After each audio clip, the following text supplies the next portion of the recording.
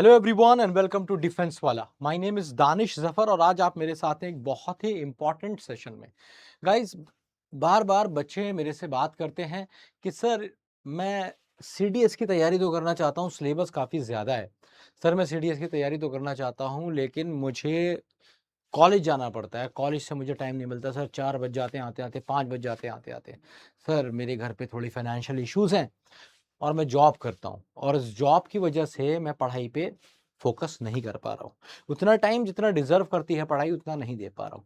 तो ऐसे बहुत सारे बच्चे हैं जो किसी कारणवश पूरे डेडिकेशन के साथ सीडीएस के एग्जाम के लिए प्रिपेयर नहीं कर पा रहे। या तो उनके यहाँ कुछ फैमिली प्रॉब्लम है, या फिर वो कॉलेज जाने वाले स्टूडेंट्स हैं, या फिर कुछ ऐसे स्टूडेंट्स भी हैं जो पार्ट टाइम या फिर फुल टाइम जॉब करते हैं।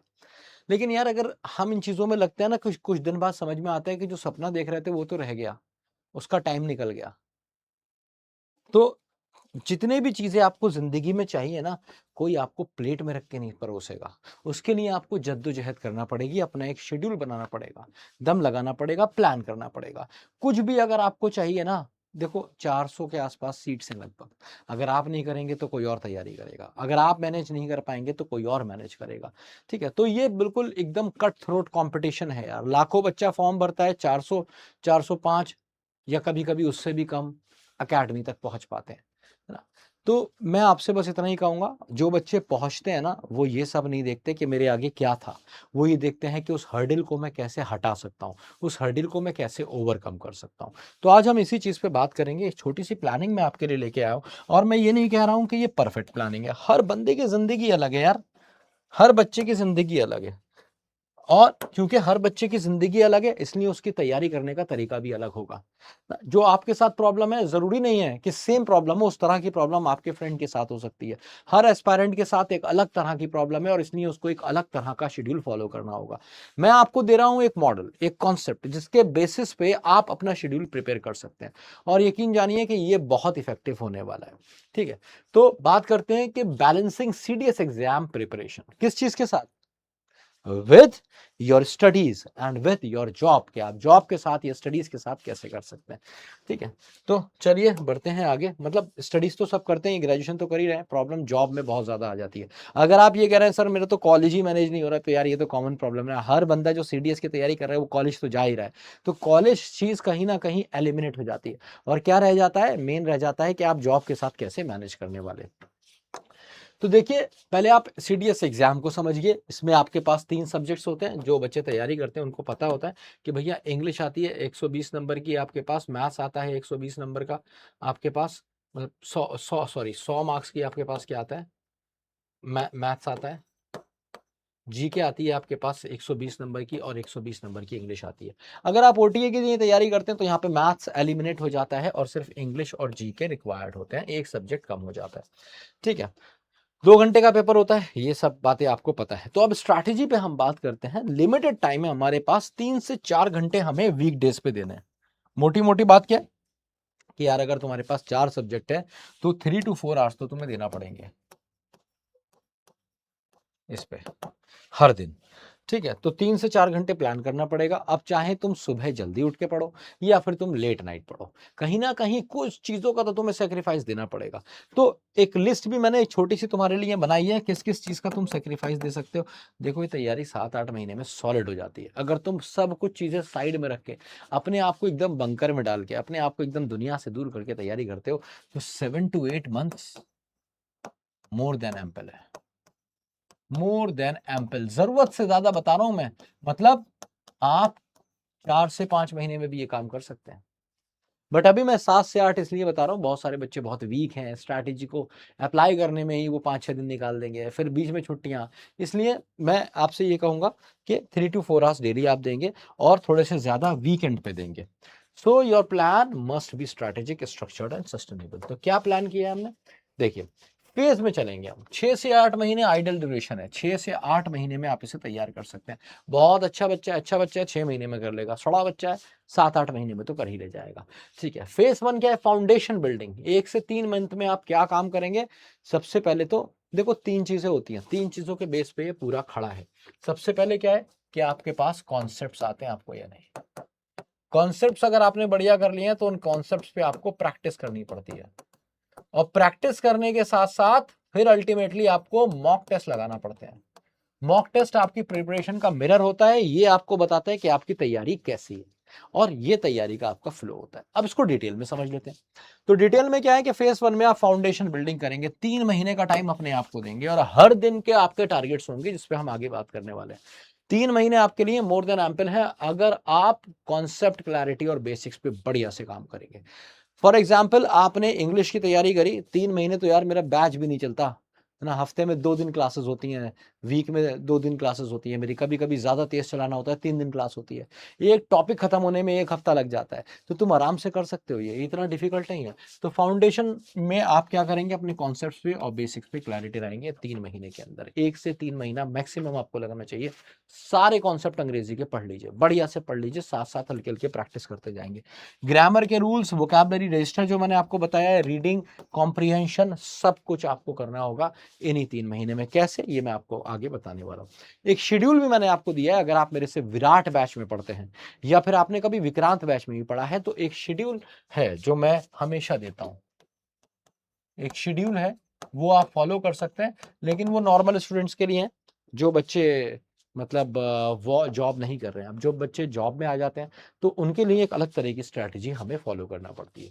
एनसीईआरटी को भी टाइम देना पड़ता है, क्योंकि मैथ्स भी तैयार करोगे तो भैया आपको अपनी अर्थमेटिक, अलजेब्रा, ज्योमेट्री, ट्रिग्नोमेट्री, ये कम से कम बेसिक तो सॉलिड करना पड़ेगा। उसके बाद ही आप कहीं ना कहीं मैथ्स के क्वेश्चन में बढ़िया कर पाएंगे। अगर आप मैथ्स में अच्छा कर जाते हैं ना, बना जाते हैं आप 50+ क्वेश्चंस, अंग्रेजी तो मान के चलिए आपको दे के जाती है 70 to 80 क्वेश्चंस, और फिर आपको प्रॉब्लम नहीं होती। जीएस जीके में थोड़ा बहुत भी करके आपका काम हो जाता है। स्टैटिक जीके भी आपको करना पड़ेगी भाई, स्टैटिक भी करना पड़ेगी, करंट अफेयर्स भी करना पड़ेंगे, रोजाना की न्यूज, मंथली मैगजीन्स ना, प्रतियोगिता दर पर, vision IAS monthly, current affairs, अपना पीडब्ल्यू का भी आता है, ओनली आईएएस भी आता है, ये सारी मैगजीन्स भी कहीं ना कहीं आपको नजर डालना पड़ेगी। फिर बात आती है ओवरऑल स्ट्रैटेजी, ये देख सकते हैं आप। देखिए मैंने क्या करा, आपका टाइम जो है ना पूरे वीक का ब्रेक कर दिया है कि कितनी इंग्लिश पढ़नी है, मैथ्स कैसे जाना है, जीके कैसे जाना है, रिवीजन कैसे करना है। तो फेज 1 में हमें ये काम करना है। हमने क्या करना है कि भैया 4 दिन है हमारे पास। मैं नहीं कह रहा हर दिन तुम अंग्रेजी पढ़ो यार, तुम्हें और भी क्लासेस लेनी होती है, 2 दिन तो मेरी हफ्ते में क्लास ही होती है, एक संडे भी आ जाता है ना, बहुत सारी चीजें होती है, पर 4 दिन तो पढ़ सकते हो ना, 1-1 घंटा तो दे सकते हो ना। तो 4 into 1, सेम विद मैथ्स। और जीके के लिए 30 मिनट्स आप रीडिंग करेंगे। कोशिश करिए जो आप इंग्लिश में भी रीड कर रहे हैं वो भी कहाँ रहे, वो भी कहीं ना कहीं आर्टिकल और मैगजीन्स, न्यूज़पेपर से आप रीड करेंगे तो आपके लिए चीजें आसान रहेंगी। ठीक है, इसकी प्रैक्टिस करेंगे 2 से 3 आवर और चीजें आपकी आसान हो जाएंगी। तो 1-1 घंटा सिर्फ अगर आप देते हैं, देखिए दुनिया में ना कभी भी आपको कुछ भी करना है तो सबसे इंपॉर्टेंट कंसिस्टेंसी होती है। एक बात बताऊं आपको, आप हर दिन करके देखिए, ठीक है, 20 स्क्वाट लगा लीजिए लगातार, 20 डिप्स लगा लीजिए और 20 क्रंचेस लगा लीजिए, ठीक है, और 20 पुल अप लगा लीजिए। 20 पुशअप, 20 पुल अप, 20 स्क्वाट, ये लगातार करने हैं, हर दिन करने हैं, और 20 क्रंचेस। 20 दिन में बॉडी पूरी ट्रांसफॉर्म हो जाएगी। विद इन 20 डेज अगर हर दिन कर लिया ना, हर दिन, संडे की छुट्टी, सैटरडे की भी छुट्टी, चलो हफ्ते में 5 दिन कर लो हर हाल में, 4 हफ्तों में देखना with in 1 month body transform हो जाएगी। लोग अपने आप कॉम्प्लीमेंट करने लगेंगे, कंधे निकल के बाहर आ जाएंगे, चेस्ट अप हो जाएगा, बैक चौड़ी हो जाएगी, ठीक है, लेग्स भी मजबूत लगने लगेंगी, सिर्फ इतने से। सिर्फ 20-20 रेपिटेशन, दूसरी एक्सरसाइज ही नहीं है। जिम जा रहे हैं लोग, लगे हुए हैं, 1.5-1.5 घंटा कर रहे हैं, लेकिन कंसिस्टेंसी नहीं है, डाइट नहीं है, प्लानिंग नहीं है, इस वजह से नहीं हो पाता है। तो भाई ये चीजें इतनी मुश्किल नहीं होती। मुश्किल क्या होता है, मुश्किल होती है ये कंसिस्टेंसी। अगर तुमने ये बना लिया ना, तुम दुनिया का कोई भी लक्ष्य पा सकते हो अगर तुम कंसिस्टेंट हो। तो अपने आप से एक वादा करना है कि मैं अपने डेली के टारगेट जरूर अचीव करूंगा, जो मैं आगे बताने वाला हूं। ठीक है, फिर फेज 2 आता है। अब जब आपके कॉन्सेप्ट क्लियर हो गए, आपने पढ़ लिया भाई सब ना, पढ़ लिया टेंसेस कैसे वर्क करते हैं, आपने सब्जेक्ट वर्ब एग्रीमेंट सब पढ़ लिया। अब क्या होता है, प्रैक्टिस और एप्लीकेशन। इसमें भी आपके 4 से 6, देखो 3 महीने में कॉन्सेप्ट तुम पढ़ लोगे, लेकिन मेरे बाबू इसमें टाइम लग जाता है। ये क्या होता है ना, प्रैक्टिस में टाइम लगता है, क्वेश्चंस गलत होते हैं, आपको दोबारा करना पड़ता है। तो practice is something which is very important. Focus करेंगे, क्वेश्चन क्वेश्चन सॉल्विंग पे और डेवलप करेंगे एग्जाम का टेम्परामेंट, है ना, कि किस तरीके से क्वेश्चन पूछा जाता है, ऑप्शंस में कैसे वो खेल रहा है, कहाँ आंसर मार्क करना है, ये सारी चीजें क्वेश्चंस करके ही आती हैं आपको। इसलिए मैं बार बार प्रैक्टिस पे बहुत एम्फेसाइज करता हूँ। ठीक है, 10 साल के पिछले प्रीवियस ईयर पेपर ये आपको लगाना मस्ट है, ताकि आपको आइडिया लग जाए किस तरह का पेपर आता है। साथ ही साथ ऑनलाइन क्लासेस, टेस्ट सीरीज, ये सारी चीजें प्रैक्टिस के लिए आपको मिल ही जाएंगी। फुल लेंथ मॉक टेस्ट भी आपको एवरी 2 वीक्स, अगर आप रोज नहीं लगा, अगर आप हफ्ते में एक बार नहीं लगा रहे हैं तो 2 हफ्ते में तो एक बार प्लीज मॉक टेस्ट जरूर लगाइए। ये आपको आईना दिखाता है, ये आपको दिखाता है जिस राह पे चल रहे हो वो सही भी है या नहीं है ना, इसलिए बहुत इंपॉर्टेंट है। ठीक है, फिर उसके बाद हम यहाँ पे फेज 2 में किस तरीके से टाइम को मैनेज करेंगे। यहाँ पे हमने फेज 1 में क्या किया, फेज 1 में अल्टीमेटली हमने कॉन्सेप्ट बढ़िया कर लिए, फेज 2 में प्रैक्टिस करी। अब कॉन्सेप्ट को रिवीजन करेंगे, 1 से 1.5 घंटे में हो जाएगा। प्रैक्टिस हर दिन की बनाएंगे और वीकेंड पे मॉक लगाएंगे। 1 पेपर पर सब्जेक्ट आप लगाते रहेंगे। ठीक है, जैसे इस वीक आपने क्या किया, आपने इंग्लिश का मॉक टेस्ट लगा लिया, अगले हफ्ते आप मैथ्स का मॉक टेस्ट लगा लीजिए, फिर से इंग्लिश का लगा लीजिए, फिर आप आज इंग्लिश मैथ्स का मन नहीं है तो जीके का लगा लीजिए। This is how it works. Final preparation, ठीक है, आपकी जो 7 to 8 मंथ्स वाला होगा। ठीक है, तो फर्स्ट 2-3 मंथ्स में आपने ये किया, कॉन्सेप्ट बिल्ड किए। ठीक है, फिर उसके बाद आपने जो बचा हुआ टाइम था इसमें आपका चला गया 4 to 5 मंथ्स तक, और जो बचा हुआ तुम्हारा था 7 to 8 मंथ, लास्ट में फाइनल प्रिपरेशन करेंगे आखिरी महीने में, जिसपे आप काम करेंगे स्पीड पे। देखो, जब भी तुमने बाइक भी चलाना सीखी, साइकिल भी चलाना सीखी, कुछ भी तुम चलाते हो, स्कूटी वगैरह कुछ भी, यार पहले दिन दौड़ा दी थी क्या? मैंने हल्के हल्के चलाते हो, समझते हो, ब्रेक्स को समझते हो ना, उसके आर्गेनॉमिक्स को समझते हो, देखते हो कि गाड़ी कितनी लिटाई जा सकती है, कैसे भगाई जा सकती है, कितनी रेस कब दी जा सकती है, कब रोकी जा सकती है। और इन सब चीज़ों को करने के बाद तुम्हें एक दिमाग में स्ट्रैटेजी बनती है कि कैसे चलानी है। फिर एक टाइम ऐसा आता है एक हाथ छोड़ के चलाते हो, फिर दोनों हाथ भी छोड़ सकते हो। ठीक है, लिटा देते हो, लहरा देते हो जब जरूरत पड़ती है, कोई दिखता है तो भगा के भी उसको दिखा देते हो। लेकिन ये कब होता है? ये तब होता है जब तुम एम्पल टाइम उसको आराम से दे चुके होते हो, जब अपने हिस्से की मेहनत तुम उस बाइक, उस स्कूटी, उस व्हीकल के साथ कर चुके होते हो। ठीक है, तो रिवाइज करेंगे शॉर्ट नोट से, फॉर्मूलाज लगाएंगे, वोकैबुलरी रजिस्टर बहुत इंपॉर्टेंट है। शेड्यूल और प्लानिंग में मैंने आपको बताया कैसे करना है। 2 से 3 मॉक टेस्ट आपको हर वीक लगाने हैं और स्ट्रैटेजी करते रहनी है। मैंने कहा 2 से 3 मॉक, अब ये लास्ट मंथ में है, शुरू में एक मॉक चलता रहेगा। अब जब आपके पास एक ही महीना बचा है तो आपको हर महीने, हर वीक आपको 2 मॉक टेस्ट तो लगाने ही है। एक मैथ्स का लगा लीजिए, एक इंग्लिश का, ये एक दिन सिर्फ मॉक टेस्ट के लिए मुकर्रर कर दीजिए। इस शेड्यूल को आप अपने हिसाब से आगे पीछे कर सकते हैं थोड़ा बहुत। क्यों? क्योंकि मैं आपको फ्लेक्सिबिलिटी दे रहा हूं, आपकी जॉब, आपकी सारी चीजों के हिसाब से ना। फिर स्ट्रॉन्ग पॉइंट्स हैं आपके, उन पे वर्क करेंगे, रिवाइज करेंगे, वीक पॉइंट पे स्ट्रैटेजी बनाएंगे और देखेंगे क्या गलतियां हो रही हैं। जो गलतियां हो रही हैं उस तरह के क्वेश्चंस को आप रिपीटेडली करेंगे तो चीजें आसान रहेंगी। ठीक है, दूसरी बात, फिजिकली एक्टिव रहना पड़ेगा एसएसबी के लिए, एसएसबी की तैयारी भी करते रहिएगा साथ ही साथ। तो कुछ इस तरीके से कर सकते हैं भाई। जॉब और कॉलेज वाले स्टूडेंट जो है, चलो जॉब की बात अलग है, जॉब कॉलेज पे तो सब जा रहे हैं। कुछ ऐसे हैं जो जॉब कॉलेज जिनका रेगुलर नहीं है, बस सिर्फ अटेंडेंस लगाने जाते हैं, तो उनके लिए तो मजे हैं, वो तो कर ही सकते हैं। यार तुम क्या स्ट्रैटेजी मांग रहे हो, तुम तो बस शर्म मांगनी चाहिए तुम्हें। बात है जो बेचारा जॉब भी कर रहा है, तो वो क्या कर सकता है भाई, अर्ली मॉर्निंग तेरे को उठना पड़ेगा, 9 बजे से तेरी नौकरी शुरू है, तो 1 घंटा पहले पढ़ के चला जाए यार। ठीक है, ये जो तुम मेहनत करोगे ना 6 से 8 महीने वाली, याद रखो ये तुम्हारी जिंदगी बदल देगी पूरी तरीके से। ठीक है, तो कम्यूट करेंगे, ब्रेक आप ले लेंगे 7:15 से 10:30 के बीच में, इवनिंग में भी आप पढ़ सकते हैं। वही मैंने आपको बताया, या तो आप मॉर्निंग में पढ़ेंगे या फिर आप लेट इवनिंग पढ़ेंगे। दिन में आप लोगों के लिए पढ़ना थोड़ा मुश्किल हो जाता है जॉब के साथ। ठीक है, तो इसमें से कोई भी स्लॉट आप ले सकते हैं, अपने हिसाब से बना सकते हैं, और रोजाना थोड़ी थोड़ी पढ़ाई आप कर सकते हैं। 7 बजे 8 बजे आप जॉब से आए, ठीक है, तो 8 से 12 तक भी आप पढ़ाई कर सकते हैं, 8 से 9 तक भी पढ़ाई कर सकते हैं, 8 से 11 आपने पढ़ाई कर ली, 3 घंटे आपके निकल गए। 1 घंटा सुबह ले लीजिए, 1 घंटा शाम में ले लीजिए, नींद आ रही है 1 घंटा सो जाइए, फिर उठ जाइए, फिर पढ़ लीजिए। 12 बजे तक सो जाइए, सुबह 6 बजे उठ जाइए, थोड़ा कम सो लीजिए। यार हम यूजुअली हमें कहा जाता है कि 7 आवर्स सो लो, मैं कह रहा हूँ मत सो यार तुम 7 घंटे। जरूरी है क्या 5 घंटे सो लो 7 महीने? 5 से 6 घंटे सो लो। जिस दिन छुट्टी वुट्टी हो, दिवाली वाली हो, कुछ आ जाए, ऐसा पड़ जाए, होली दिवाली पड़ जाए ना, कोई ईद वगैरह कोई त्योहार पड़ जाए, तो नींद पूरी कर लो। तो बिना सेक्रीफाइस करे तो कुछ मिलेगा नहीं, कहीं ना कहीं कुछ तो सेक्रीफाइस करना पड़ेगा। और जो बच्चे पहुंचते हैं ना, वो कहीं ना कहीं अल्टीमेटली कोई ना कुछ सेक्रीफाइस करके पहुंच रहे होते हैं आगे। ठीक है, तो फिजिकल एक्टिविटीज भी आप कर सकते हैं, रनिंग, पुशअप, योगा, कुछ भी जो आपको अच्छा लगे। करंट अफेयर्स के लिए पॉडकास्ट देख सकते हैं, जब आपको टाइम मिले। ये आपको मैनेज करना है, जब आपके दिमाग में रहता है ना कि मेरे को करना है तो हो जाता है। ठीक है, इंग्लिश, मैथ्स ऑल्टरनेट डेज आप कर सकते हैं, बोर्डम नहीं आएगा आपको। करंट अफेयर्स कर सकते हैं, जीके प्रैक्टिस के लिए क्वेश्चंस लगाएंगे। मॉक टेस्ट सबसे ज्यादा इंपॉर्टेंट है, मैंने बार बार कहा।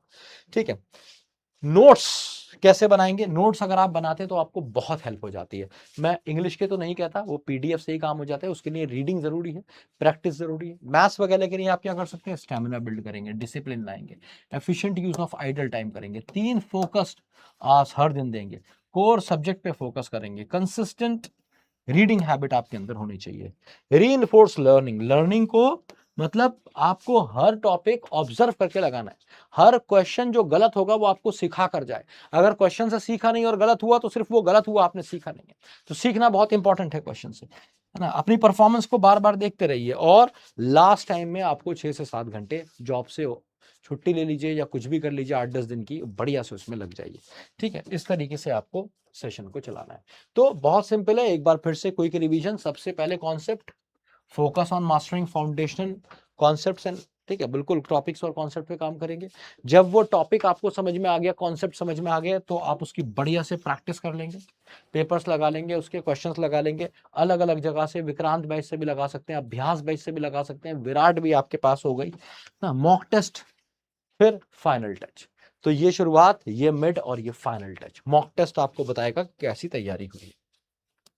ठीक है दोस्त, आगे बढ़ते हैं। फिजिकल फिटनेस बहुत इंपॉर्टेंट है, मैंने आपको बताया भी फिजिकल फिटनेस के लिए एक बेहतरीन प्रोग्राम कि हर दिन आप अगर 20 स्क्वाट से शुरू करिए, 20 स्क्वाट लगाएंगे।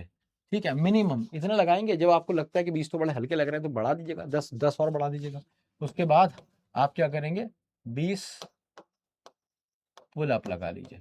टारगेट है 20 पुल अप का, नहीं लगे अगर एक बार में 20 तो 3 बार में लगा लो, 6 करके लगा लो, 4 करके लगा लो। ठीक है, पुशअप लगा लो 20 और 20 क्रंचेस। यार भाई, ये सारा वर्कआउट ना तुम्हारा 40 मिनट्स में बहुत आराम से हो जाएगा। बैठ बैठ के, रुक रुक के भी करोगे ना तो भी तुम्हारा 40 मिनट में आराम से हो जाएगा, 30 से 40 मिनट में। ये वर्कआउट मैं भी करता हूँ जब मेरे को टाइम नहीं होता है जिम जाने का, वेट उठाने का, तो मैं ये कर लेता हूँ, और इससे मैं कम से कम फिट रहता हूँ, मसल मास नहीं गिरता, वेट नहीं गिरता। ठीक है, तो ये भी आप फॉलो कर सकते हैं। इसके अलावा आसान वर्कआउट भी है, रनिंग कर लेंगे सीधे आप, जो आपके लिए बहुत इंपॉर्टेंट है, सीडीएस वालों के लिए रनिंग। ठीक है, पुशअप लगा लेंगे, सिटअप्स लगा लेंगे, प्लैंक्स लगा लेंगे, बहुत सारी एक्सरसाइजेज हैं, कुछ भी आप कर लीजिए। एक एक्सरसाइज चेस्ट के लिए, एक शोल्डर के लिए, ठीक है, एक बैक के लिए और एक लेग्स के लिए, हो गया आपका काम, बन गई बॉडी भाई। ठीक है, दूसरी बात, आपको बहुत ज्यादा हैवी नहीं होना है, क्योंकि सीडीएस में आपको एकदम हैवी नहीं, फुर्तीले लोग चाहिए होते हैं वहां पे, जो लाइट वेट हो ना, ब्रूसली टाइप बॉडी चाहिए होती है, जॉन अब्राहम टाइप नहीं चाहिए होते, ये भी याद रखिएगा। ठीक है, तो ट्यूसडे थर्सडे को आपने क्या किया? स्ट्रेंथ ट्रेनिंग कर लीजिए, बॉडी वेट कर लीजिए, जिम कर लीजिए, कुछ भी फ्लेक्सिबिलिटी का कर लीजिए, है ना। अपने हिसाब से चेंज कर सकते हैं। जैसे फॉर एग्जाम्पल ये 20-20 स्क्वाट लगाते लगाते आप थक गए, 3 दिन हो गए आज लगाते, आज मत करो कुछ, आज जाके रनिंग कराओ।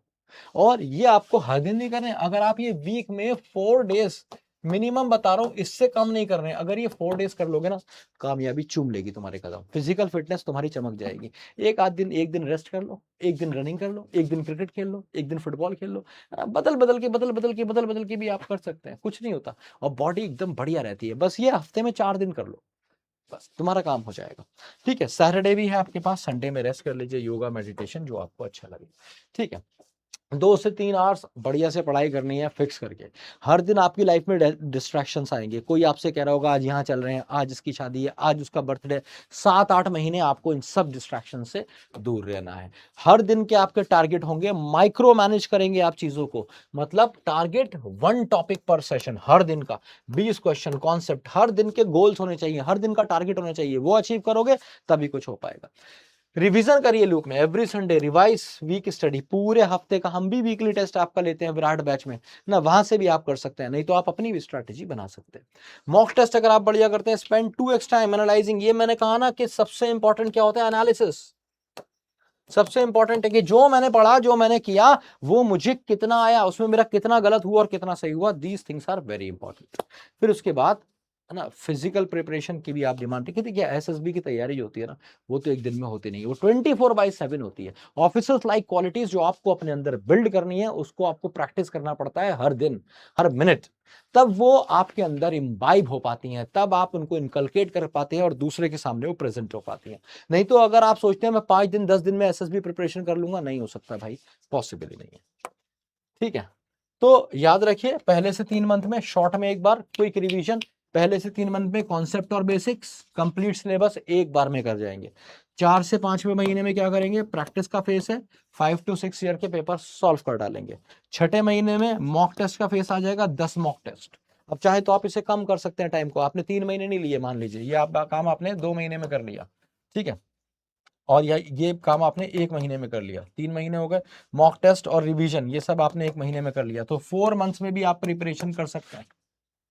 ये तो मैंने उस बच्चे के लिए बताया जो स्लो है थोड़ा, ठीक है, क्योंकि हम बात करते हैं सबसे वीक स्टूडेंट के लिए। जो स्ट्रांग होते हैं उनको दानिश जफर की जरूरत नहीं है, उनको पता है सब कैसे करना है, and they have already done it.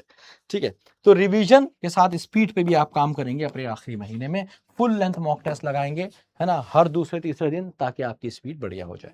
तो ये थी भाई हमारी आज की स्ट्रैटेजी। छोटी छोटी प्रोग्रेस याद रखिएगा, ठीक है, आपको आगे बढ़ाती है। आपने सुना है ना, छोटा छोटा मिलाते जाइए, बड़ा बनाते जाइए। हमेशा याद रखिए जब भी कोई कोई बहुत बड़ा गोल अचीव करता है, तो कहीं ना कहीं वो छोटे गोल से शुरू करता है। अगर आपको एक माउंटेन भी चलना है ना, माउंटेन भी चढ़ना है, तो आपका जो पहला स्टेप होगा वो सिंपल होगा। ठीक है, तो याद रखिए छोटी छोटी चीजें ही आपके बड़े गोल्स को अचीव कराती हैं। तो हर दिन के टारगेट्स पे नजर रखिए, हर टाइम के टारगेट पे नजर रखिए। ये देखिए कौन से दिन आप जीते, कौन से दिन आप हारे, और ये जंग आपकी अपने आप से है। अपने आप से कैसे है कि आज आप नहीं कर पाए, आप हार गए, अगले दिन आप नहीं कर पाए, आप फिर हार गए, 2 दिन से हार रहा है भाई तू, उठ सुबह, कर काम, लग जा काम पे। ठीक है, अपने आप को ये बताना है, अपने आप को धिक्कारना है। Self criticism is very important, है ना, अपने आप को धिक्कारना है कि नहीं मैं करूंगा, दम लगाऊंगा। जब कर जाओगे, दम लगा जाओगे, तो अपने आप को अप्रिशिएट भी करना है, वही चीज आपको कॉन्फिडेंस देती है। ठीक है, तो हमेशा याद रखिए सचिन तेंदुलकर भी कहते थे कि भाई मेरा मुकाबला सिर्फ मुझसे है। ठीक है, तो आप अपने आप को हमेशा अपना कॉम्पिटिटर देखिए और हर दिन बेहतर बनने की कोशिश कीजिए, है ना। ट्रैक करिए अपने मार्क्स को वीकली, के बढ़ रहे हैं या नहीं बढ़ रहे हैं, बढ़ रहे हैं तो बहुत अच्छी बात है, नहीं बढ़ रहे हैं दम लगाइएगा। ठीक है, visualise yourself wearing the uniform. सोचिए कि यार आप सीडीएस की तैयारी करने जा रहे हैं, कल आपके पास जो पोस्ट होगी, कल आपके पास जो जिम्मेदारियां होंगी, वो बहुत बड़ी हैं उन सब चीजों से जिनसे आप आज घबरा रहे हैं।